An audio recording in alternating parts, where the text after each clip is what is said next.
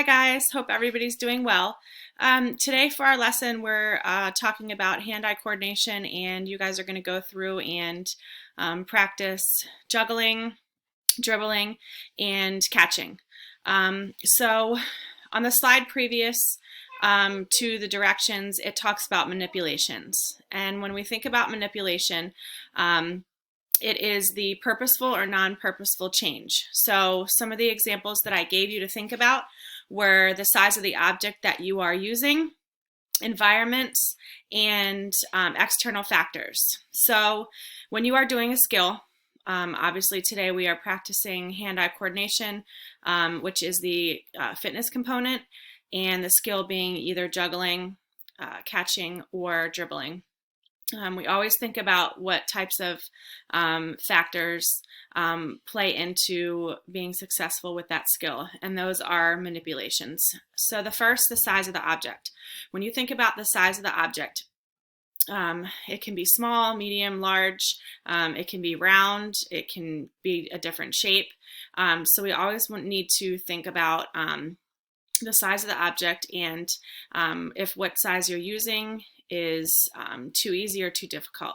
So obviously the smaller the object, it's going to be harder for you to have your eye following the ball or whatever object. If the size of the object gets larger, it becomes easier. So today, as you're going through juggling, catching, and dribbling, I want you to think about the size of the object. Increase the size if you're having difficulty, and if you are finding that whatever skill you're doing is easy, try to decrease the size of the object and see if it challenges you a little bit more. Some of the environmental factors, let's say you're at a soccer game. Obviously environmental factors that would play into your success would be the field conditions, the weather, and things like that. So those are environmental factors that can affect how you do and your success in that skill. The third thing that you want to look at is let me make sure external factors. So those are things like if you're playing against somebody or another team, depending on if you are in a competition, that would depend on, like I said, also your skill and how you are successful in doing it. So if you have somebody that's guarding you, if you have somebody that's trying to distract you, take the object away from you, those things can also play into how well or successful you do that skill.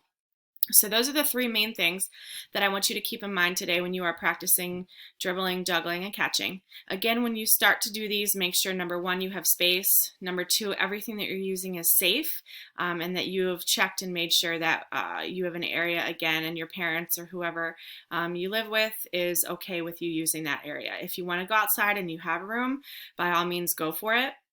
But again, just make sure you're being safe. You're using objects that are safe, nothing dangerous. Last thing I didn't put on here, but another factor which would go under environment is the space. If you have a larger space, it's going to be a little bit easier. If you have a smaller space, you're really going to have to manipulate, okay, your movements and things like that so that you're able to be successful in a small space. So good luck. I hope you guys have fun with this lesson. There's nothing really written that you need to do except make sure at the end you fill out the attendance form so I know that you are present for this week's lesson, and it's due by next Thursday evening. Have a great weekend.